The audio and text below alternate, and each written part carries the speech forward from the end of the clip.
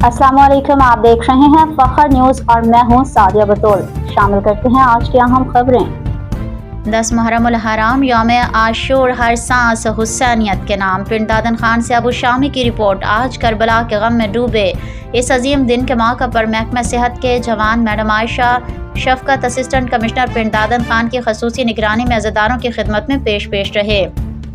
जुलूस के रास्तों पर मेडिकल कैंप, एम्बुलेंसेज और इमदादी टीमें पूरा दिन अलर्ट रही हैं ताकि कोई अज़ादार बेसहारा न रहे।